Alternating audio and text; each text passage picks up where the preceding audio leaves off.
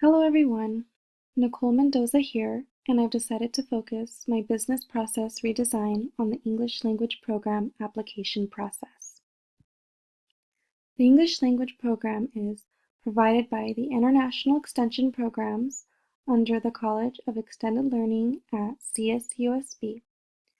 The English language program, ELP, is designed for international students, professionals, or those seeking an intensive English experience focusing on reading, writing, and listening and speaking.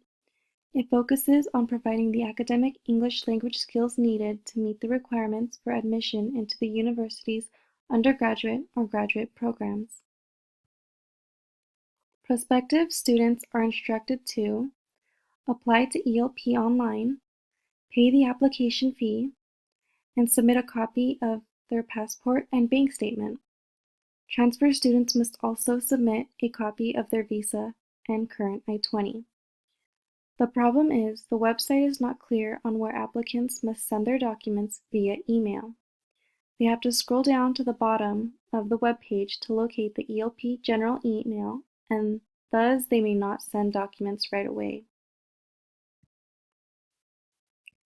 The ELP application process involves 3 staff members with separate duties. The application must pass between 3 different hands before the applicant becomes admitted and is issued an acceptance letter and I-20 form. An I-20 is an immigration document which certifies the eligibility of non-immigrant student status. This allows students to get the appropriate documentation to enter the U.S. for study. The ELP application process is as follows. First, the program assistant receives the ELP application by logging into the online registration system. Next, the program assistant prints the application and sets it aside. Then the program assistant must log in to the Oracle PeopleSoft via MyCoyote. In PeopleSoft, the program assistant must first check to see if there is an existing Coyote ID number for the applicant by using the CSU ID search function. If an ID number already exists, this indicates that the student has applied to a CSU-SB program in the past. If this is the case, a new ID number will not be issued. The program plan will need to be manually updated with information from the application. If an ID number does not come up for the applicant, then the program assistant must create a student program plan and Coyote ID number for the student by manually entering the information from the online application. When the program assistant creates the student program plan and/or ID number, the printed paper application is then handed over to the data entry operator.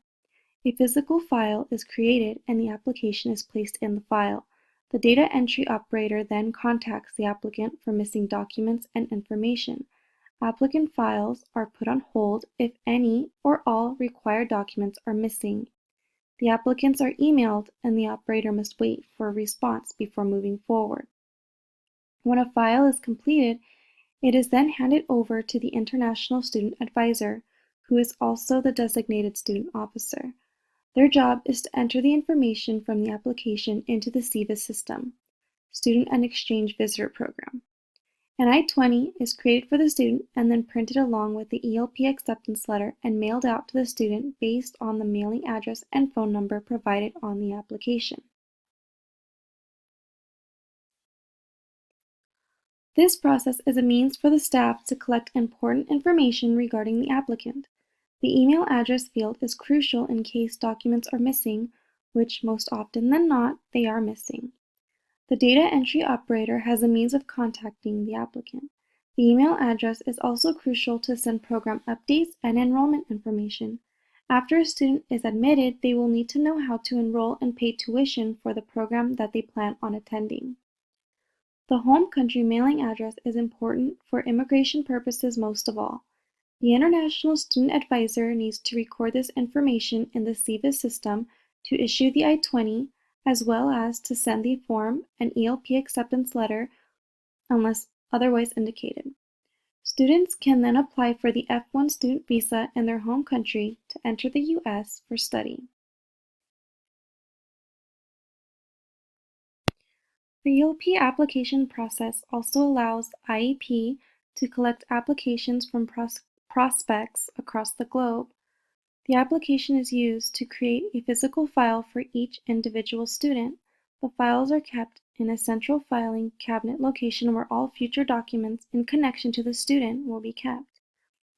There are 3 staff members that are responsible for particular tasks, which ensures for accuracy.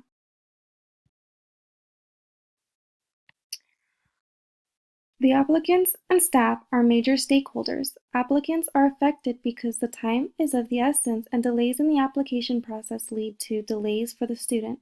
The longer it takes to receive the ELP acceptance letter and I-20, the longer it takes for the visa retrieval and the longer it takes to enter the US and study English. The staff are affected due to the time wasted to contact the applicant for missing documents. If a file ever has to be put on hold for missing docs or information, this means that staff must continue to follow up until they're received. The IEP department and College of Extended Learning are also affected because applicant enrollment numbers in cases when the ELP acceptance letter and I-20 were issued too late can cause delay in the applicant from retrieving the appropriate documentation in time to enter for the requested term. This means the applicant will need to be deferred to a future term. At that point, the applicant may not want to waste their time coming. A redesign process will eliminate the need for physical paper files. This will be cost efficient and also result in office space management, as file storage space will no longer be required for incoming student applications. Information will not need to be re-entered, resulting in less human error and increased efficiency, as it will reduce time from the application processing time. And the best of all, documents will be collected in the initial stage of the application process.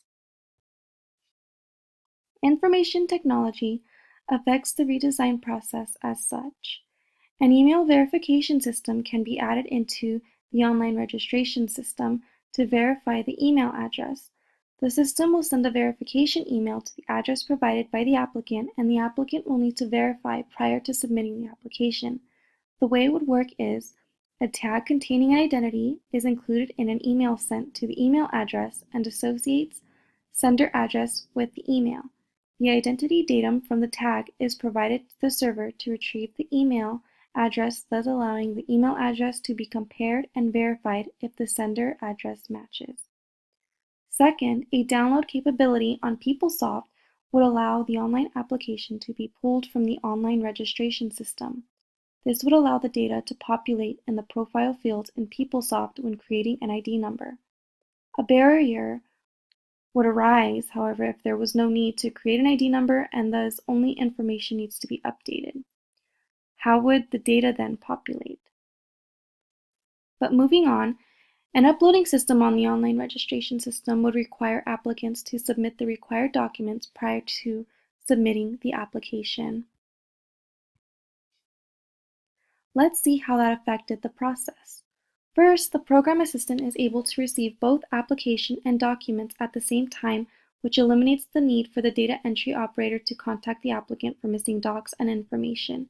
Next, instead of creating a physical file, the application and documents would be downloaded and saved in a folder file on the College of Extended Learning shared drive.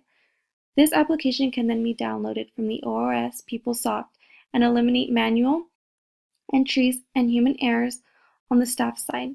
The International Student Advisor will then register the information from PeopleSoft into CVIS and issue the I-20 and acceptance letter. The process is improved this way because documents are collected at the start.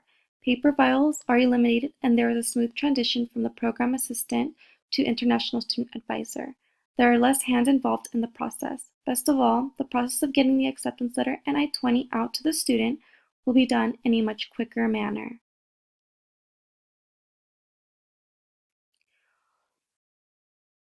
The performance outcome can be measured by comparing enrollment data for new applicants and the average days it took to issue the I-20 from the date the application and documents were received. Data will then be compared from a year prior as the new process is implemented to see if time has been cut down in I-20 issuance. What are some barriers and implications to this redesign?